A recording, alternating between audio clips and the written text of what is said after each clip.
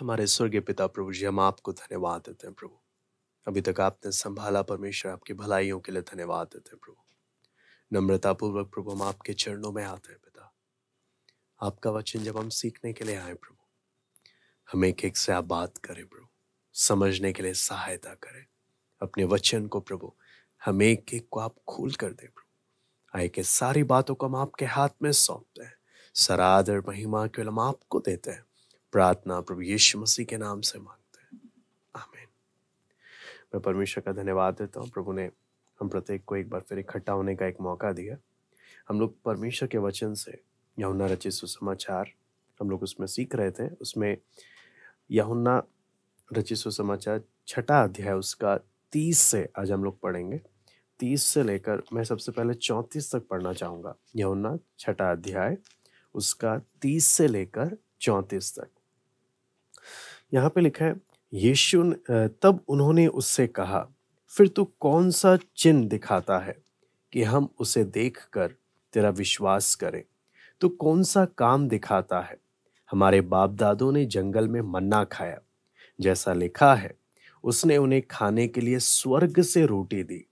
यीशु ने उनसे कहा, मैं तुमसे सच सच कहता हूँ कि मूसा ने तुम्हें वह रोटी स्वर्ग से ना दी, परंतु मेरा पिता तुम्हें सच्ची रोटी स्वर्ग से देता है। क्योंकि परमेश्वर की रोटी वही है जो स्वर्ग से उतरकर जगत को जीवन देती है। तब उन्होंने उससे कहा, हे प्रभु, ये रोटी हमें सर्वदा दिया कर। यहाँ पर जब हम परमेश्वर के वचन में हम देख रहे हैं, तो आपको मालूम है, हम लोग बीते समय में हम लोग सीख रहे थे कि अलग अलग जब बड़ी भीड़ यीशु के पीछे आई, यीशु ने जब 5,000 से अधिक लोगों को जब 5 रोटी 2 मछली के द्वारा, है ना, इतनी बड़ी भीड़ को जो इतना अद्भुत काम किया, खिलाया, तो भीड़ ढूंढते हुए यीशु के पास आई। यीशु ने बोला, तुम मुझे इसलिए नहीं ढूंढते कि तुमने आश्चर्य कर्म देखा है, तुम इसलिए आए हो क्योंकि तुमने रोटियां खाई हैं, है ना। फिर यहाँ पर जब हम आगे पढ़ते हैं, यीशु यहाँ पर जब हम वचन में देखते हैं, तो यीशु साफ साफ उनको 27वें आयत में बोलता है कि नाशवान भोजन के लिए परिश्रम ना करो, परंतु उस भोजन के लिए जो अनंत जीवन तक ठहरता है, जिसे मनुष्य का पुत्र तुम्हें देगा।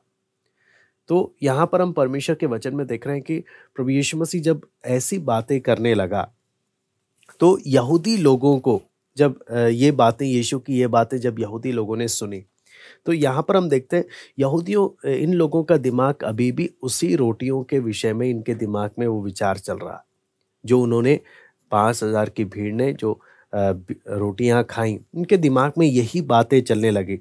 तो इनको तुरंत उस बात के बारे में याद आया। कौन सी बात के बारे में? कि मूसा ने भी इजराइलियों को मन्ना खिलाया कर कर। तो इन्होंने वहां पर, इनका ध्यान जाने के कारण इन्होंने यीशु से क्या चीज बोला? उन्होंने उनसे कहा, फिर तू कौन सा चिन्ह दिखाता है कि हम उसे देखकर विश्वास करें? तू कौन सा काम दिखाता है? यहां पर ये क्या करें? हम देखेंगे तभी हम विश्वास करेंगे। ये है इनकी सोच। आज आप और मैं भी परमेश्वर का वचन जब सीखने के लिए इकट्ठे हुए हैं, तो हमारी सोच क्या है? हम किस प्रकार से विश्वास करना चाहते हैं? हाँ, क्या हम उन लोगों की तरह है जो ये सोच लेकर बैठे कि जब तक हम देखेंगे नहीं तब तक हम विश्वास नहीं करेंगे? हाँ, इन्होंने चमत्कार देखा अभी, लेकिन फिर से इनको एक और चमत्कार चाहिए। इनका मन चमत्कारों से तृप्त नहीं हो रहा। ऐसे कितने लोग हैं जो मसीह जीवन में बस चमत्कारों के कारण प्रभु के पीछे चल रहे हैं और हर समय उनको चमत्कार चाहिए। अगर चमत्कार प्रभु ना करे तो इनका विश्वास प्रभु पर टिकता नहीं। यहाँ पर जब हम देखते हैं, तो इन्होंने ये यहाँ पर जब मन्ना के विषय में जब बात हो रही है, तो इन्होंने, यहूदी लोगों का सोच क्या था? ये मन्ना परमेश्वर की रोटी है, इतना उसको वो महत्व देते थे। और रब्बियों के या उस समय के गुरु लोगों का विश्वास क्या था? उनका मान्यता क्या था? कि मसीहा जब आएगा, जब हम इतिहास पढ़ते हैं तो वो बताते हैं, मसीहा जब आएगा वो भी उन्हें स्वर्ग से मन्ना खिलाएगा। ये उनका एक सोच था। जैसे मूसा ने खिलाया, ऐसे ही मसीहा जब आएगा वो भी उन्हें स्वर्ग से मन्ना खिलाएगा। जैसे पहले छुड़ाने वाले ने ये अद्भुत काम कर कर दिखाया, ऐसे ही जो आखिरी जो छुड़ाने वाला आएगा वो भी ये काम कर कर दिखाएगा। ये इनका सोच था। और यहाँ तक मान्यता ये थी कि जब सुलेमान का पहला जो मंदिर जो बनाया गया, उसमें मन्ना को मटके में रखकर संदूक में, मंदिर के अंदर संदूक में रखा गया था। और जब पहला मंदिर जब विनाश हुआ, उसको जब नाश किया गया, तो यिर्मयाह ने उसे लेकर छिपा दिया था। तो इसलिए उनका एक सोच था कि मसीहा जब आएगा तो वो मन्ना को इनके सामने प्रकट कर कर देगा। तो यहूदी लोग बोलते हैं कि अगर सच में तू मसीहा होने का जो दावा करता है तो हमें मन्ना दिखा, हमें साबित कर कर दिखा, तब हम जाकर क्या करेंगे, विश्वास करेंगे। इस सोच के साथ ये लोग यहां पर आए कि हम परमेश्वर की रोटी देखना चाहते। तूने बेशक चमत्कार किया, 5,000 की भीड़ को खिलाया, है ना, उससे अधिक की भीड़ को खिलाया, तूने जो भी चमत्कार किया, लेकिन वो स्वर्ग की रोटी नहीं थी।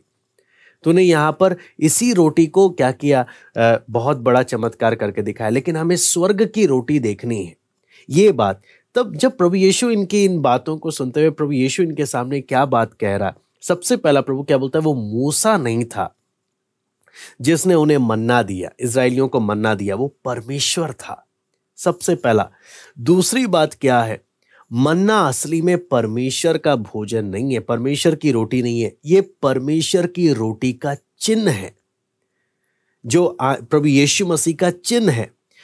हाँ, परमेश्वर की जो रोटी जो मनुष्य के रूप में जो उतर रही है, स्वर्ग से उतर रही है, वो उनको ना सिर्फ शारीरिक रूप से जीवित रखता है, बल्कि उन्हें असली जीवन देता है। तो यीशु मसीह, प्रभु यीशु उनको क्या बोल रहे, तुम जिस रोटी की तलाश में हो, हाँ, तुम जो चीज सोचकर चल रहे हो, उससे कई गुना बढ़कर परमेश्वर देना चाहता है। असली तृप्ति जीवन में, असली वो तृप्ति प्रभु ही आपको क्या कर सकता है, दे सकता है कर।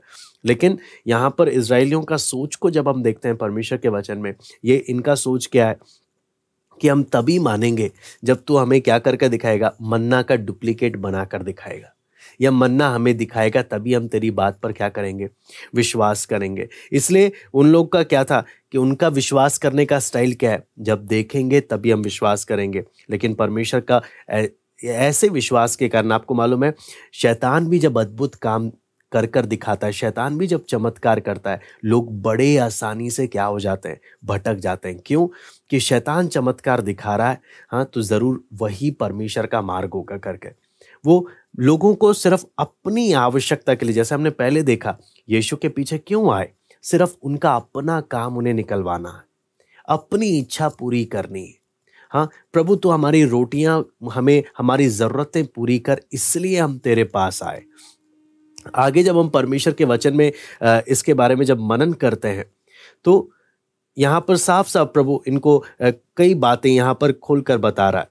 यहाँ पर आप देखेंगे 7 में से पहली बार यहाँ पे यूहन्ना 6 अध्याय में जब हम पढ़ते हैं, 33 में हम पढ़ते हैं, यूहन्ना 6 अध्याय उसका 33, क्योंकि परमेश्वर की रोटी वही है जो स्वर्ग से उतरकर जगत को जीवन देती है ना। आप अगर वचन में पढ़ेंगे 7 बार, है ना, यूहन्ना में जब हम पढ़ते हैं वचन में 7 बार आया है, प्रभु यीशु मसीह क्या बोलता है, स्वर्ग से उतरा हूं मैं। एक बार नहीं, 7 बार ये आया है, प्रभु यीशु मसीह बोलते हैं मैं स्वर्ग से उतरा हूं, है ना। सच्ची रोटी जो स्वर्ग से उतरती है। तो मन्ना किसका चिन्ह है? प्रभु यीशु मसीह का चिन्ह है, जो असली रोटी है।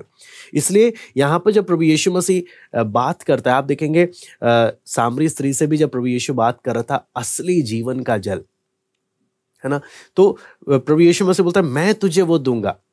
तो सामरी स्त्री ने उद्धार को प्राप्त कर लिया, उस पर प्रभु यीशु मसीह पर विश्वास किया।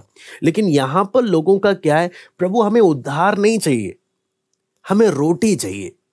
आप अगर लोगों का बात अगर देखेंगे 34 में क्या लिखा है, हे प्रभु ये रोटी हमें सर्वदा दिया कर, है ना। तो हमेशा प्रभु, सामरी स्त्री शुरुआत में क्या बोलती है, प्रभु तू मुझे वो जीवन का जल दे दे ताकि मुझे बार बार आना ना पड़े पानी भरने के लिए। ऐसी अब इन लोगों का सोच क्या है, प्रभु तो हमें रोटी दे दे ताकि हमें मेहनत कर कर बार बार ये रोटी के पीछे भागना ना पड़े। तू हमें दे दिया कर, तू हमारे जीवन को, हमारी इच्छाओं को क्या कर दिया कर, पूरा कर। इनको उद्धार नहीं चाहिए, इनको अपनी आवश्यकता प्रभु से पूरी करवानी है। ऐसी बहुत लोग जो प्रभु के पीछे चल रहे हैं, हाँ, आत्मिक जीवन में प्रभु के साथ जिस संबंध में आना है उस विषय में वो चिंता नहीं करते। वो बस, उनकी चिंता क्या, प्रभु तो हमारी शारीरिक आवश्यकताओं को बस पूरा कर दे। हाँ, प्रभु के साथ वो एक संबंध में आने का उनके अंदर वो चिंता नहीं है, उनके अंदर वो इच्छा नहीं है। प्रभु तो मेरी ये इच्छा को पूरी कर दे, प्रभु तो मेरी ये समस्या को दूर कर दे, ये इस परेशानी को दूर कर दे। हाँ प्रभु, अगर कई लोग यहाँ तक बोलते हैं, प्रभु अगर तूने ये चमत्कार कर कर दिखा दिया मैं आप पर विश्वास कर लूंगा, तो आपने ये चमत्कार कर कर दिखा दिया मैं ये कर लूंगा। हाँ, मतलब प्रभु को हम अपने काम के लिए यूज करने का एक मेंटालिटी, एक सोच यहूदियों के जीवन में हम देख सकते हैं, जो हम अपने जीवन में भी, हाँ, क्या कहीं मेरा जीवन ऐसा तो नहीं है कि मैं प्रभु से अपनी इच्छा पूरी कराने के लिए मैं ऐसी बातें बोलता हूँ। यहाँ पर जब हम आगे जब पढ़ते हैं, 34 के बाद आगे जब पढ़ते हैं, तो हमें कई और बातें परमेश्वर के वचन में हमें पढ़ने को मिलता है। यहाँ पे यीशु 35 से हम जब पढ़ते हैं, यीशु ने उनसे कहा, जीवन की रोटी मैं हूँ, जो मेरे पास आता है वो कभी भूखा ना होगा, और जो मुझ पर विश्वास करता है वो कभी प्यासा ना होगा। परंतु मैंने तुमसे कहा था कि तुमने मुझे देख भी लिया है तो भी विश्वास नहीं करते। जो कुछ पिता मुझे देता है वो सब मेरे पास आएगा, और जो कोई मेरे पास आएगा उसे मैं कभी ना निकालूंगा। क्योंकि मैं अपनी इच्छा नहीं वरन अपने भेजने वाले की इच्छा पूरी करने के लिए स्वर्ग से उतरा हूं। यहां पर भी आप देखते हैं कि उन्हीं बातों को रिपीट किया गया, मैं स्वर्ग से उतरा हूं, है ना। यहां पर जब हम देखते हैं, प्रभु यीशु मसीह साफ से बोलता है, जो कुछ पिता मुझे देता है वो सब मेरे पास आएगा। कहने का मतलब क्या है, पिता एक व्यक्ति को प्रभु यीशु मसीह के पास, अपने पुत्र के पास लेकर आ रहा, पहला बात। लेकिन यहां पर जो लेकर आने की जो बात है, वहां पर एक और संभावना है, यदि लोग चाहें तो परमेश्वर के उस निमंत्रण को, परमेश्वर के उस बात को ठुकरा भी सकते हैं। उदाहरण के लिए, इस बात को समझने के लिए, परमेश्वर कई लोगों को परमेश्वर के लोगों के पास लेकर आता है, या वचन सीखने के लिए लेकर आता है, परमेश्वर लेकर आ रहा। लेकिन दो पहलू है, या तो वचन सुनते वक्त वो व्यक्ति मन फिराकर प्रभु के साथ अपने संबंध को ठीक कर ले, या वचन सुनने के बावजूद उसे वचन से कोई मतलब नहीं है। बहुत बार लोगों का कहना है परमेश्वर हमें लेकर आ रहा है। ठीक है, परमेश्वर हमें लेकर आ रहा है, लेकिन परमेश्वर जिस वजह से मुझे लेकर आ रहा है, क्या मैं उस वजह को पहचान रहा हूं? यहां पर यहूदी लोगों को प्रभु यीशु आत्मिक रोटी, जीवन की रोटी के बारे में बात कर रहा है, लेकिन लोग क्या बोलते हैं, प्रभु तो हमें सांसारिक रोटी सर्वदा दिया कर, तो हमारी ये आवश्यकता को हमेशा दिया कर, हाँ, हमें हमारी आवश्यकताओं को तो पूरा कर। यहां पर जब हम परमेश्वर के वचन को जब हम पढ़ते हैं, मनन करते हैं, तो प्रभु यीशु मसीह यहां पर साफ साफ क्या बोलता है, तुमने मुझे देख भी लिया फिर भी तुम मुझ पर क्या नहीं करते, विश्वास नहीं करते। उसका मतलब क्या है, बहुत लोग परमेश्वर की सच्चाई को जानने के बावजूद वो उद्धार पाने के लिए कदम नहीं बढ़ाते, वो परमेश्वर के वचन के अनुसार चलने के लिए कदम नहीं बढ़ाते। वो क्या है, प्रभु मैं तेरे पास आया हूं लेकिन मुझे उद्धार नहीं चाहिए, मैं तेरे पास आया हूं तो मेरी आवश्यकताओं को पूरा कर, मैं अपनी मनमर्जी के हिसाब से चलना चाहता हूं। हाँ, तेरे पास भी मैं आया हूं, मैं तेरे पास भी आया हूं। तेरे पास क्यों आया हूं, ताकि तेरा भी आशीर्वाद,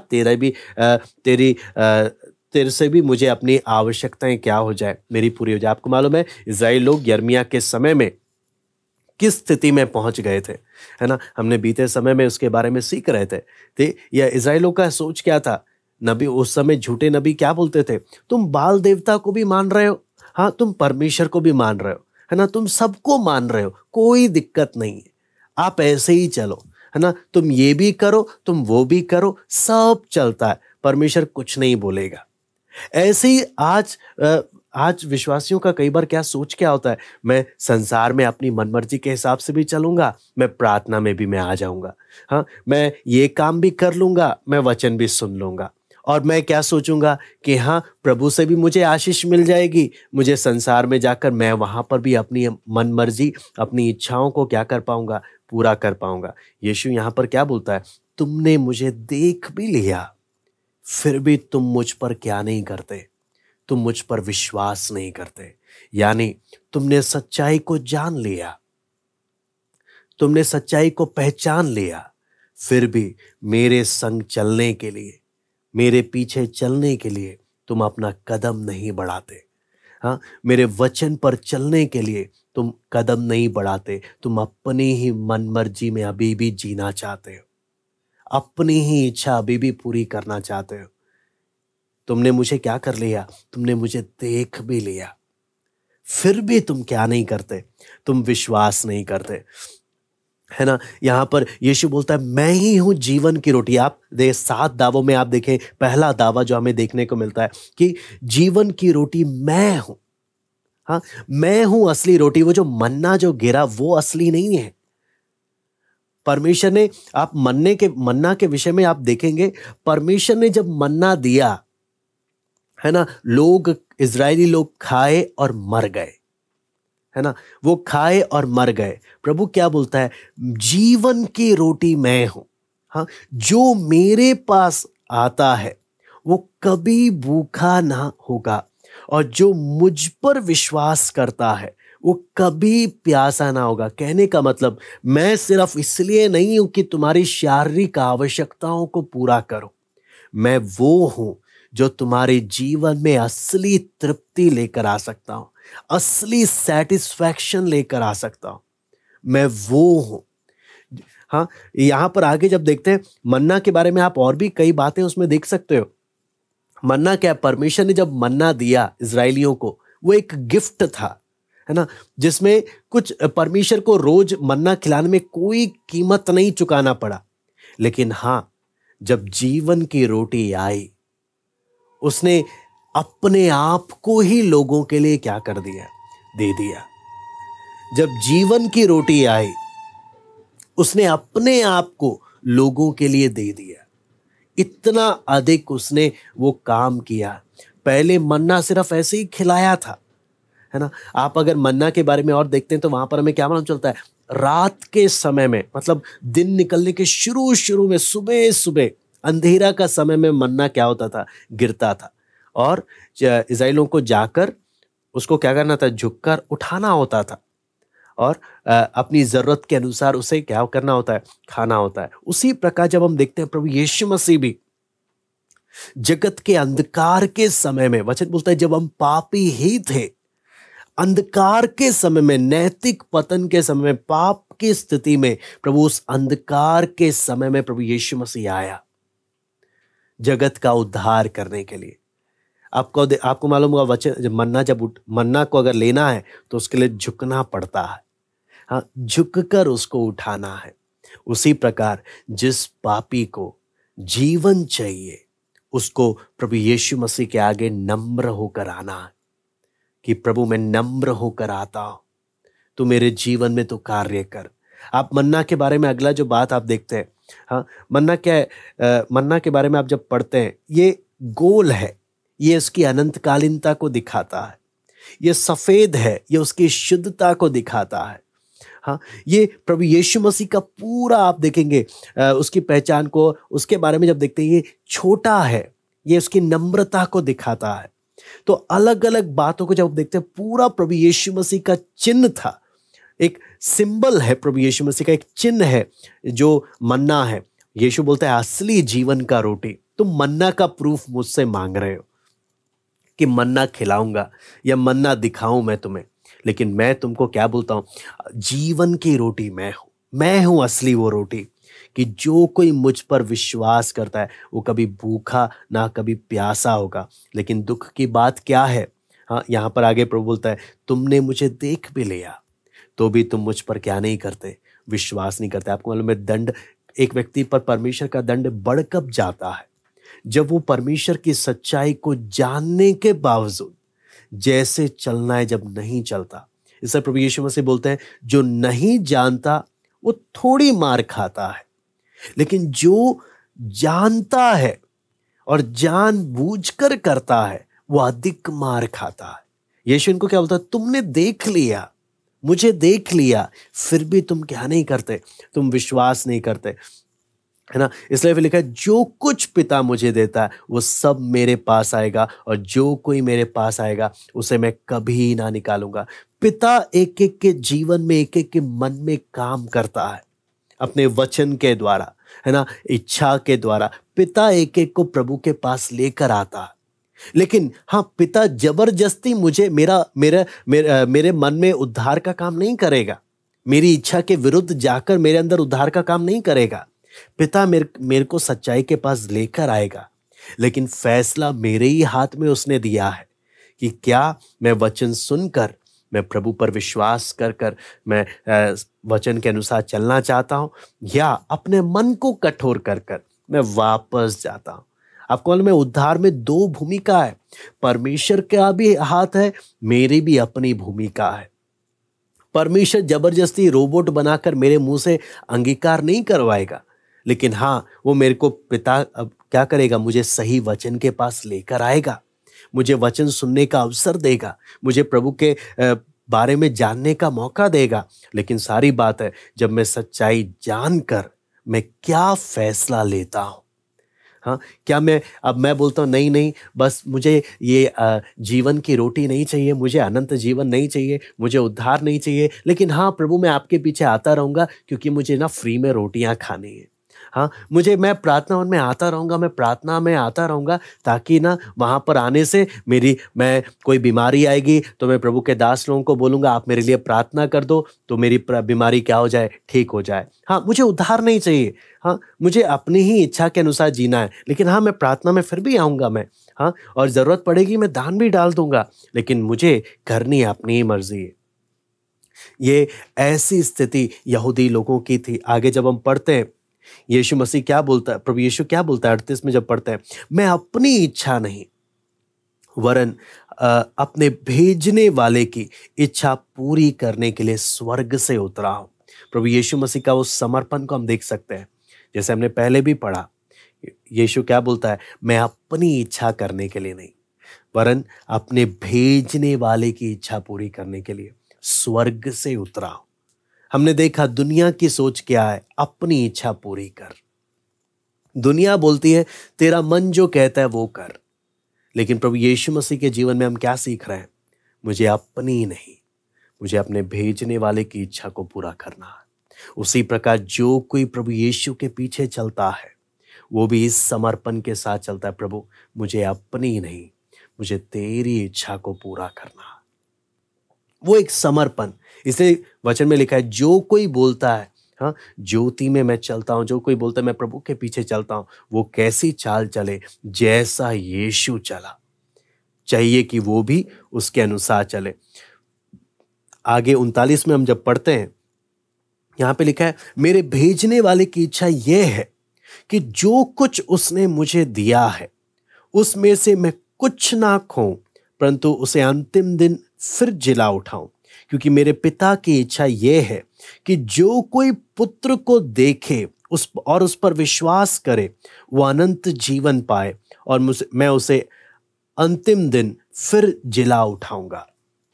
हाँ, यहां पर हम देख सकते हैं कि ये क्या बोलते हैं, अनंत जीवन, पुनरुत्थान के बारे में, कि जो कोई पुत्र को देखे उस पर विश्वास करे, सच्चाई को जाने और उस पर विश्वास करे, है ना, उसको जो जीवन प्रभु देता, वो सिर्फ मन्ना खाकर क्या करे, तो इजराइल लोग यहीं पर क्या हो गए, मर गए। लेकिन मैं जो जीवन देता हूं वो जीवन इस दुनिया के बाद के लिए भी एक आशीष का जीवन है, एक अद्भुत जीवन जिसके बारे में प्रभु यीशु मसीह बोलता है। लेकिन आप यहां पर आगे जब देखेंगे 41 में, यहां पे लिखा है इसलिए यहूदी उस पर कुड़कुड़ाने लगे, क्योंकि उसने कहा था कि जो रोटी स्वर्ग से उतरी है वो मैं हूं। आप देखें, जब प्रभु यीशु मसीह इस वचन को जब बता रहा, एक सबसे महत्वपूर्ण वचन है, बहुत ही इसमें बहुत गहरी बात है, लेकिन हमारे पास उतना समय नहीं कि हम एक एक को रुककर हम पूरा देख सकें, लेकिन जितना संभव है हम जल्दी जल्दी आगे उसको बढ़ते हुए जा रहे हैं। यहूदी लोग कुड़कुड़ा रहे हैं, वचन सुनकर इन लोग वचन को एक्सेप्ट नहीं कर रहे, वचन सुनकर वचन को स्वीकार नहीं कर रहे, बल्कि क्या कर रहे हैं, कुड़कुड़ा रहे हैं। हाँ, आप देखेंगे मूसा के समय में भी इनका पहचान किससे दिख रहा है, ये कुड़कुड़ाते रहते हैं। यहां पर यीशु मसीह के समय में भी कुड़कुड़ा रहे हैं। और हम कभी ये ना सोचे कि हाँ नहीं, वो लोग इज़राइल लोग ही कुड़कुड़ाते हैं, हम नहीं कुड़कुड़ाते। आपको मालूम है कितनी बार हमारे जीवन में भी वो कुड़कुड़ाहट प्रकट होती है। वचन बोलता है हम इज़राइल लोग हमारी ही परछाई है, हाँ हमारी ही सच्चाई है, इसलिए हम उनके जीवन से इसलिए सीख रहे हैं ताकि हम उस बात में चौकन्ने रहे। यहां पे लिखा है, और उन्होंने कहा, क्या यह यूसुफ का पुत्र यीशु नहीं, जिसके माता पिता को हम जानते हैं, तो वो कैसे कहता है कि मैं स्वर्ग से उतरा हूं।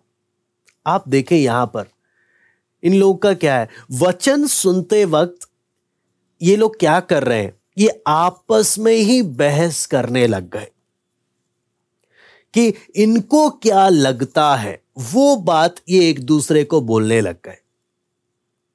ये परमेश्वर के संदेश को महत्व देने के बजाय ये इन्होंने क्या सोचने लगे, हाँ जी, ये किस बात को, इन्होंने पूरे वचन की एक बात को पकड़ लिया। जितना वचन सुना उसकी एक बात को क्या पकड़ लिया कि हाँ इसने बोला है स्वर्ग से उतरा हूं। आप सोच कर देखें, ऐसी कई लोगों की आदत है, हाँ 1 घंटे का पूरा वचन सुन लेते हैं, लेकिन उस वचन में से एक बात को पकड़कर उसके पीछे क्या शुरू कर देते हैं, बहस करना, वाद विवाद करना, ये सब करना उनका शुरू हो जाता। यहां पर ये इस बात को पता समझने का प्रयास नहीं कर रहे परमेश्वर क्या कहना चाहता, ये इस बात पर कि ये संदेशवाहक कौन है। इसलिए आप अगर देखेंगे तो इन्होंने क्या बोला, इसलिए यहूदी उस पर कुड़कुड़ाने लगे, क्योंकि उसने कहा था कि जो रोटी स्वर्ग से उतरी है वो मैं हूं। उन्होंने कहा ये यूसुफ का पुत्र यीशु नहीं, जिसके माता पिता को हम जानते हैं। आप सोचो, इनको लगता है क्योंकि लीगल तौर पर यूसुफ यीशु का पिता है या कानूनी तौर पर, लेकिन अगर इन्होंने थोड़ा और जांच पड़ताल किया होता तो इनको मालूम चलता यूसुफ यीशु का स्वाभाविक या नेचुरल पिता नहीं है, ये कुंवारी के द्वारा जन्मा है। लेकिन ये लोग अपनी आधी जानकारी के द्वारा, है ना, आधी जानकारी के द्वारा अपने आप को बुद्धिमान जताकर आपस में क्या करने शुरू हो गए, बहस करना शुरू हो गए। उसी प्रकार आपको मालूम है बहुत बार हमें जब सारी बातें नहीं मालूम होती, हम कुछ बातों को लेकर हम आपस में क्या करने लग जाते हैं, हम भी कुड़कुड़ाने लग जाते हैं। हाँ, पूरी बातों को जाने बगैर आधी बात से ही हम अपना डिसीजन, अपना फैसला हम सुनाने लग जाते हैं। यहां पे लिखा है, यहां पर आप जब देखते हैं यीशु ने उनको उत्तर दिया, आपस में मत कुड़कुड़ाओ, कोई मेरे पास आ नहीं सकता जब तक पिता जिसने मुझे भेजा है उसे खींच ना ले कि और मैं उसे अंतिम दिन फिर जिला उठाऊंगा। भविष्यद्वक्ताओं के लेखों में यह लिखा है कि वे सब परमेश्वर की ओर से सिखाए हुए होंगे, जिस किसी ने पिता से सुना और सीखा है वो मेरे पास आता है। यहां पर आप देखें एक बहुत ही महत्वपूर्ण बात, जिस किसी ने पिता से सुना और सीखा है। जब हम इजरायलियों के जीवन को यहां पर जब देखते हैं, यहूदियों के जीवन को जब देखते हैं, ये सुन तो रहे हैं, लेकिन इनके जीवन को जब देखकर हमें क्या चीज समझ में आ रहा है, ये सीख नहीं रहे। ये सुन तो रहे हैं लेकिन सीख नहीं रहे। हाँ, यहां पर आप देखेंगे अलग अलग प्रकार का सुनना। कुछ लोग सुनते इसलिए हैं कि कमी पकड़े या निंदा करे, है ना। फिर हम देखते हैं कुछ लोग इसलिए सुनते हैं कि मन में कड़वाहट और बढ़ा दे। फिर आगे देखते हैं, कुछ लोग इसलिए सुनते हैं ताकि ये दिखाएं कि हम उनसे सुपीरियर हैं, हम उनसे ज्यादा ज्ञानी हैं, या हम उनसे ज्यादा समझदार हैं। तो यहां पर जब देखते हैं, सारी बात है, कुछ लोग इसलिए सुनते हैं ताकि हमें भी बोलने का मौका मिले। लेकिन सारी बात है, परमेश्वर जो सुनना हमसे चाहता ना, कि जो सुनकर सीखे। यहां पर इसलिए लिखा है, जो जिसने पिता से सुना और सीखा है। सुना और सीखा है। क्या मैं जो वचन सुन रहा हूं, क्या मैं सीखने के मन से बैठा हूं, या मैं ऐसे ही टाइम पास करने के लिए बैठा हूं? वचन सुनने के अलग अलग तरीके हैं। आप इस प्रकार से सुन सकते हैं कि आप कमी निकाल सकें। आप इस प्रकार से सुन सकते हैं कि मन में कड़वाहट बढ़ा दें। आप इस प्रकार से, अलग अलग वचन का सुनने का तरीका। लेकिन सारी बात है, मैं सुन किस मकसद से रहा हूं? क्या मैं इस मन से सुन रहा हूं कि प्रभु तू मुझे अपनी विधियां सिखा, तू मुझे अपनी विधियां सिखा। लिखा है, वे सब परमेश्वर की ओर से सीखा है। जिस किसी ने पिता से सुना और सीखा है, वो मेरे पास आता है। हाँ, प्रभु के पास आने वाला व्यक्ति कौन है? प्रभु के करीब कौन आता है? जो वचन सुनते वक्त उस सीखने के तरीके से प्रभु के चरणों में आता है। प्रभु मुझे सीखना है, मुझे तेरे करीब आना है। जो इस मन के साथ, इस समर्पण के साथ आता है, यीशु बोलता है, वही मेरे पास आता है। जो ऐसी टाइम पास के लिए सुनता है, वो मेरे पास नहीं आता। हाँ, वो सिर्फ ज्ञान बढ़ाकर निकल जाता है, या वो सब क्या कर सकता है, कमियां निकाल सकता है। लेकिन जो सीखने के मन से आया है ना, वो मेरे पास आता है। आगे लिखा है, ये नहीं कि किसी ने पिता को देखा है, परंतु जो परमेश्वर की ओर से है, केवल उसी ने पिता को देखा है। मैं तुमसे सच सच कहता हूं, जो कोई विश्वास करता है, अनंत जीवन उसका है। जीवन की रोटी मैं हूं। तुम्हारे बाप दादों ने जंगल में मन्ना खाया और मर गए। यह वह रोटी है जो स्वर्ग से उतरती है, ताकि मनुष्य उसमें से खाए और ना मरे। जीवन की रोटी जो स्वर्ग से उतरी मैं हूं। यदि कोई इस रोटी को में से खाए तो सर्वदा जीवित रहेगा, और रोटी मैं जगत के जीवन के लिए दूंगा, वो मांस है। यहां पर आप देखेंगे, पूरे वचन को जब हम पढ़ते हैं, परमेश्वर के वचन को मनन करते हुए जब हम आगे बढ़ते हैं, यहां पर प्रभु यीशु मसीह इन लोगों का, आप देखेंगे वचन, यीशु उनको वचन बता रहा, लेकिन ये लोग आपस में ही बहस करना शुरू हो गए, आपस में ही कुड़कुड़ाना शुरू हो गए। यीशु की बात को सुनकर, हाँ, उसको बोलते ना, एक बात को सुनकर उसको पकड़कर आपस में क्या करना शुरू हो गए, बहस करना शुरू हो गए। लेकिन यीशु क्या बोलता है, आपस में क्या ना करो, बहस ना करो। इन लोगों ने बोला, अरे इस यीशु को तो हम जानते हैं, हाँ, ये तो हमारे यहीं का क्या है, ये तो बड़ई है। हाँ, ये बड़ई हमें क्या वचन बताएगा। हाँ, इसको तो हम क्या करते हैं, हम जानते हैं। आपको मालूम है, कई बार, बहुत बार ऐसा होता है कि हम संदेशवाहक, या परमेश्वर जिसके द्वारा हमें संदेश देना चाहता है, जब हम उस व्यक्ति को ही देखते हैं और उस व्यक्ति को देखकर अपनी ही धारणाएं बना लेते हैं, तब परमेश्वर हमसे फिर बात नहीं कर पाता। हम खुद ही परमेश्वर की आवाज सुनने के लिए हम खुद रुकावट बन जाते हैं। परमेश्वर तो बात करना चाहता है, लेकिन हम क्या पहले से ही बोलते हैं, अरे ये तो यूसुफ का पुत्र है, ये तो बड़ई है, हम तो इसको जानते हैं, ये क्या हमें बताएगा। ऐसे ही कई बार, आपको मालूम है, हो सकता है कितनी बार परमेश्वर का संदेश हम तक पहुंच रहा होगा, लेकिन हमने क्या किया, परमेश्वर के संदेश पर ध्यान देने के बजाय हमने उस संदेश वाहक को देखकर हमने संदेश को भी क्या कर दिया, इग्नोर कर दिया। हमने परमेश्वर के संदेश को भी इग्नोर कर दिया। हाँ, इन्होंने परमेश्वर के संदेश, सबसे बड़ा संदेश जो परमेश्वर ने लोगों को देना चाहता था, एक बड़ई के द्वारा दिया। आपको मालूम है, इन्होंने बड़ई को तुच्छ समझा कि ये हमें क्या सिखाएगा, हाँ, ये हमें क्या वचन बताएगा। हाँ, इसके कारण उन्होंने अपने जीवन में परमेश्वर के संदेश को गवा दिया, एक्सेप्ट नहीं किया। उसी प्रकार आपको मालूम है, जब हम संदेश वाहक के कारण, बहुत बार ऐसा होता है कि जब हम संदेश वाहक को देखकर हम संदेश को भी क्या कर देते हैं, इग्नोर कर कर चले जाते हैं और हम अपना ही नुकसान कर बैठते हैं। इसलिए यीशु क्या बोलता है कि पिता से जो सीखता है, जिसने पिता से सुना और सीखा है, वही मेरे पास आता है। और बार बार आप जब देखेंगे प्रभु यीशु मसीह यहाँ पर जब बोलता है तो लोग चाहे कितना भी कुड़कुड़ा रहे हो, लेकिन बार बार क्या बोलता है, जीवन की रोटी मैं ही हूं, मैं ही हूं। आप सोचकर देखिए ना, एक बहस का माहौल बन गया, एक कुड़कुड़ाने का माहौल बन गया।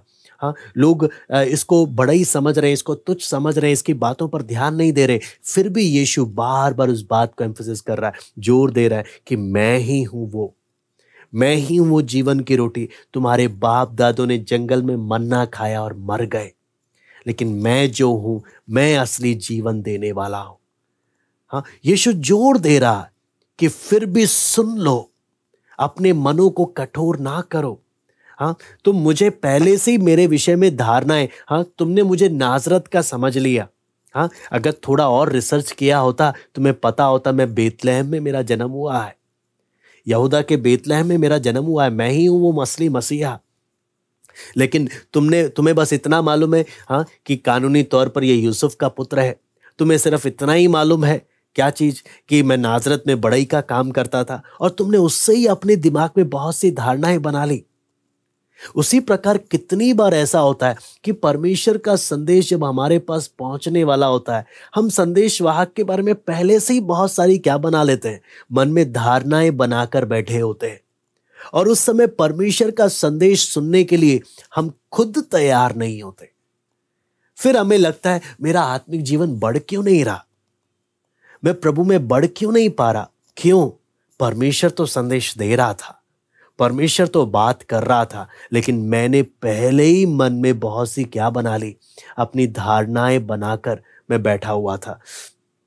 यहां पर इसलिए परमेश्वर के वचन में जब हम पढ़ते हैं तो प्रभु यीशु मसीह जो इस विषय में 50 से 51 में जब प्रभु यीशु मसीह बोलता है कि वो मैं जो जीवन की रोटी हूं, है ना, यहाँ पर जब बोलते हैं वो मेरा मांस है, उस पहलू को हम देखकर मैं समाप्त करना चाहूंगा। यहाँ पर आप देखेंगे पूरे यूहन्ना रचित सुसमाचार में सबसे मुख्य, पूरे सुसमाचार में सबसे मुख्य पहलू क्या आता है, प्रभु यीशु मसीह का हमारे स्थान पर अपनी जान देना। अगर आप देखेंगे यूहन्ना 3:16 में हम पढ़ते हैं, परमेश्वर ने सारे जगत से इतना प्रेम किया कि अपना एक लौता पुत्र दे दिया, है ना। वो सारे जगत के लिए वो क्या हो रहा है, अपनी जान दे रहा है। फिर दूसरा बात, जब हम यूहन्ना 10:11 और 15 में पढ़ते हैं, वहां पे क्या लिखा है, मैं अपनी भेड़ों के लिए अपनी जान दे रहा हूं। ना सिर्फ सारे जगत, अब और करीब जब आते हैं, अपनी भेड़ों के लिए मैं अपनी जान दे रहा हूं। फिर यूहन्ना 15:12 में जब हम पढ़ते हैं, वहां पे लिखा है, मैं अपने मित्रों के लिए मैं अपना प्राण दे रहा हूं। हाँ, फिर पौलुस जब हम गलाती 2:20 पढ़ते हैं, गलातियों 2:20,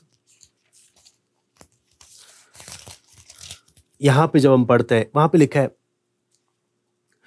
मैं मसीह के साथ क्रूस पर चढ़ाया गया, अब मैं जीवित ना रहा पर मसीह मुझ में जीवित है, और मैं शरीर में अब जो जीवित हूं तो केवल उस विश्वास से जीवित हूं जो परमेश्वर के पुत्र पर है, जिसने मुझसे प्रेम किया और मेरे लिए अपने आप को दे दिया।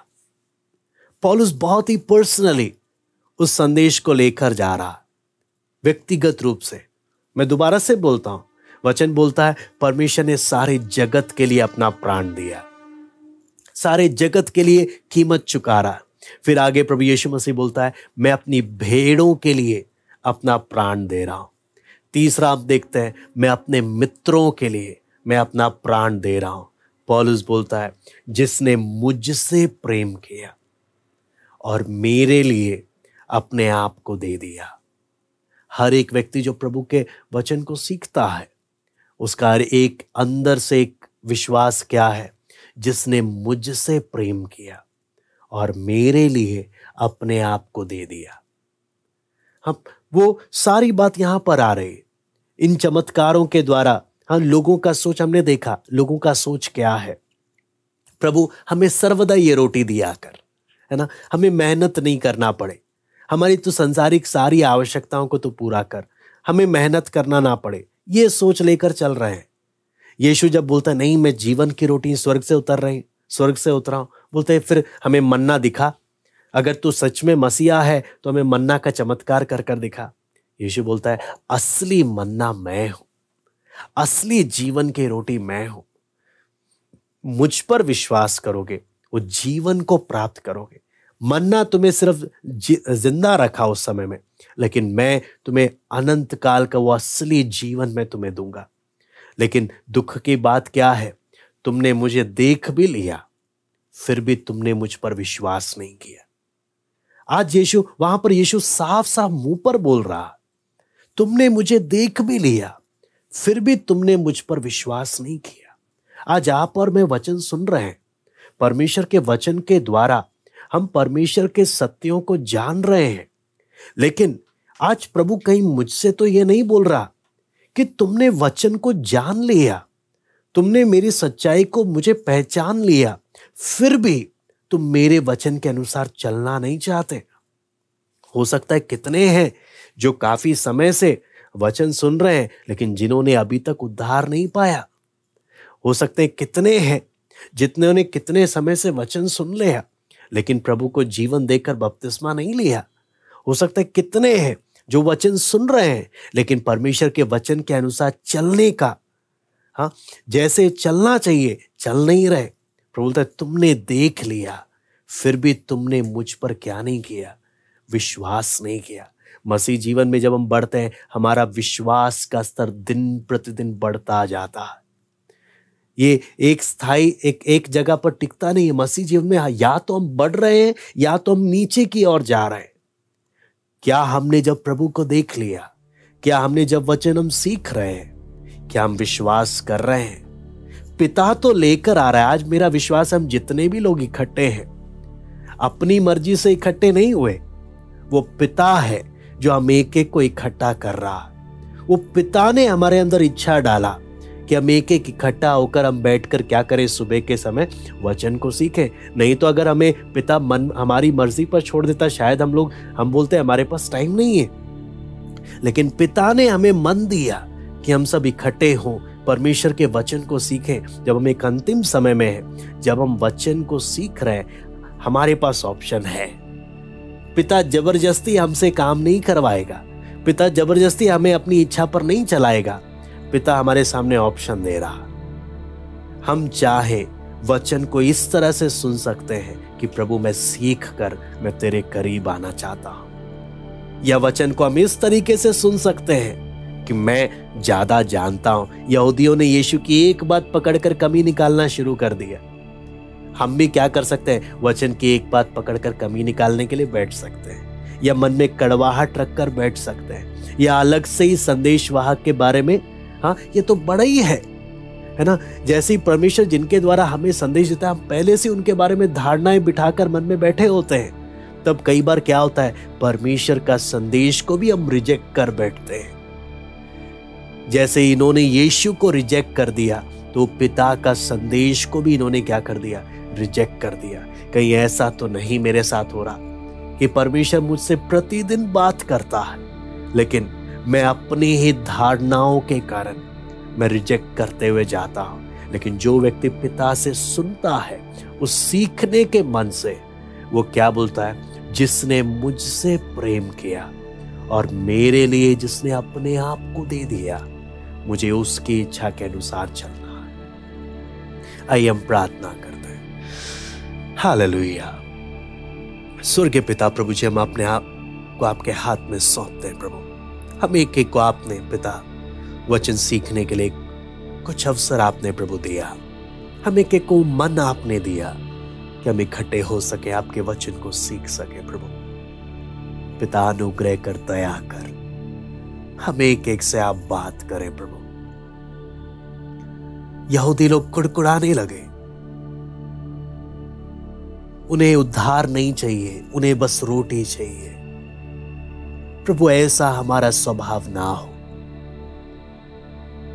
प्रभु। आपके संग चलने के लिए हमें सहायता कर। उस करीब संबंध में जैसे पौलुस बोलता है, प्रभु ने बेशक जगत के लिए अपनी जान दी लेकिन मेरा व्यक्तिगत कायल क्या है, उसने मुझसे प्रेम किया है, मेरे लिए अपने आप को दे दिया, ताकि मैं अपनी इच्छा के अनुसार नहीं वरन उसकी इच्छा के अनुसार जीवन बिताऊं।